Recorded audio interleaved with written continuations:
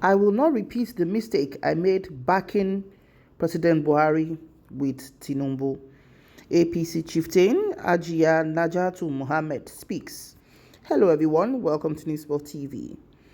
A former All Progressive Congress APC chieftain Ajia Najatu Mohammed has said that she will not repeat the mistake made on Buhari for Tinubu, the party's presidential candidate. Najatu said she followed Buhari blindfolded without an agenda, and that mistake shouldn't be repeated. In an interview she granted on Trust TV's Daily Politics, Najatu said she followed Buhari since 2022 and finally betrayed the trust on him. She said, I followed Buhari and millions of people followed Buhari because they thought he would change Nigeria for the better. But we never gave him an agenda. We never gave him demands. We never had an agreement with him about what we want. So this time around, we have to learn from experience. Buhari discarded all of his followers. He discarded each and every one of us. None of us was taken to the villa. And all the promises he made concerning corruption, security, agriculture, and giving Nigerians an enabling environment, he didn't fulfill it. Najatu continued, he's serving on the most corrupt government Nigeria has ever had. He pardoned some of the largest and biggest thieves in Nigeria. You hear of billions stolen by a particular individual and the story goes under the carpet. Right now, we are hearing of trillions. So what is he saying? He gives directives and counter directives are given. He has failed us. He has failed on his promises. Having said that, if I can make a mistake on Buhari, I cannot make another mistake on Asiwaju. She also said Tinubu told her he doesn't have any blueprint for the North, but he will have a blueprint when he wins. More so, she added that she didn't know the severity of Tinubu's health condition until she met him in London. So this is Ajia Najatu Mohammed again, as she told us some days ago that she has resigned from APC because the politicking in the party is not aligning with her values and her conscience. And within 48 hours, we saw her take a picture with the PDP presidential candidate, Atiku Abubakar. And when asked to say, but we thought you were exiting politics. Now, what are you doing with Atiku? She said she decided to choose between the devil, which is the president, and the deep blue sea. That is Atiku Abubakar, and she has chosen the deep blue sea. And that's it.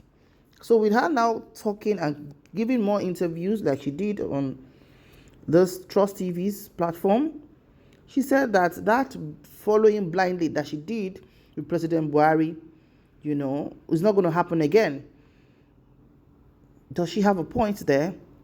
There's no agenda. Obviously, possibly there might be and there might not be, but from where we are right now, it's very obvious that it's either the APC of President Buhari did not have at all, or he just chose not to act on it. It's a different thing to have a plan. It's a different thing to be able to put life into the plan.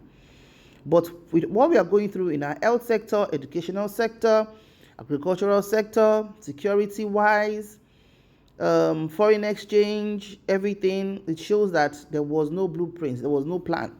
And if you actually listen to what Najatu said when she granted that interview that she was leaving, she said she asked Asiwaju Bola Ahmed Tinubu that, what is your blueprint? And he said he doesn't have none. And even if he has, he's not willing to share it with her because she might be deleted. Or somebody might delete her, which is actually a very heavy statement. But these politicians, they do know better.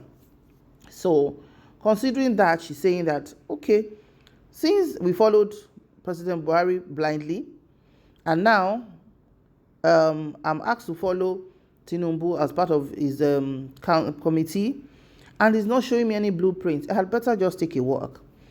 Actually, there are some people that, of course, as an adult, whenever you want to join something or you want to join an association, you should be aware of the blueprint. You should be aware of the agenda. So you're not just following blindly like a lost sheep. And she said she made that mistake with Buhari and she's not ready to do that again.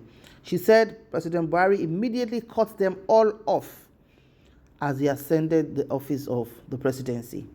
Now, there is an atom of truth in that, because if you remember that Asiwaju Bola Ahmed Tinubu said it in Ogun State when he was having the Emiloko speech, that since that he was the one that facilitated President Buhari into office, which no one can argue. That's the truth of the matter. So that the first time Buhari Ilule, second time Ilule, third time Ilule, and it was then that he decided to help him achieve his dreams, which he actually did. But immediately he got in, things changed. And that he never say that people were taken aback to being like, okay, nor for even fura. Can it be true that Bola Ahmed Tinubu did not get any contract or favor in a public forum from President Buhari since he ascended office in 2015?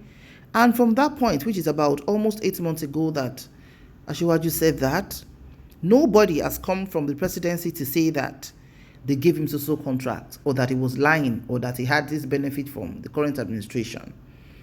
And honestly, of course, there's no entitlement to it, but of course we know that with the kind of massive support that he gave President Buhari, nobody would have thought that Asiwaju did not benefit something right from the top. You know, of course, everybody knows that is in Lagos State is Tinubu. Tinubu is Lagos State, literally speaking.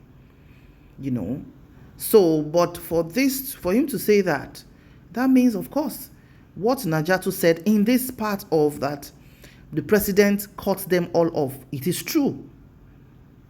It is true. We are joining the dot, and it's joining so nicely. If you remember, towards the almost till end of the first administration, I think that should be about 2018 or late 2017, the First Lady of Nigeria, Aisha Buhari, came out and said she was not enjoying her husband, that the cabals have hijacked the presidency from her husband, that all those that works with them to achieve the presidency, that is not even considering them anymore. That is those people that did not know how they got to the position, who didn't know how they were toiling day and night, who didn't go with them everywhere, are the ones enjoying the presidency. So we can see that woman was truthful at that time. She knew what she was saying. It's just that she can't say more. And we know how she has been quiet all this while. So it's true. So, and dispassionately, we should be able to talk about issues and see. You do not, if you have an agenda with your team to achieve a purpose and you get to that position, why not roll the dice? Keep rolling it and implement it. Why is everybody saying it was detached from everybody else? And okay, even if he was detached from the people he made the administration with, right? What are those people doing if we are still finding ourselves in this mess? That's the $1 billion question. But are we ready for the discussions, Nigerians? Or we are ready to keep scratching the surface so that it's going to be another 4 or 8 years of hardship? Because a lot of us are greedy and selfish. All we know is our pockets. That once we are able to find, in quote, favor, knocking at the doors of the so-called rich politicians who refuse to do things for their own people, that they are fine. While you leave the millions of other people, and we are quick to jump on the plane, get visas, get tickets, and go and enjoy in other countries, I think we should be ashamed of our level of greediness. And we should, for once, just think about our own country. We have everything.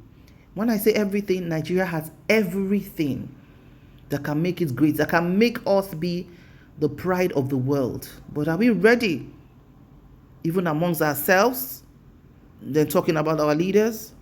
If we are ready for the discussion, then we should dispassionately talk about issues, talk about what failed, talk about what will work, talk about whatever it is that will make this country stand again. Thank you very much for watching. Remember to like, share, and subscribe. And for Na'jaatu Mohammed, she's still talking.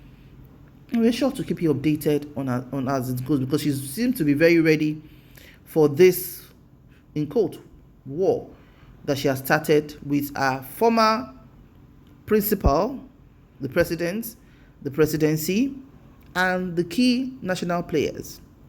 See you in the next video. Like I always say, may God bless Nigeria. Please stay safe out there, and bye for now.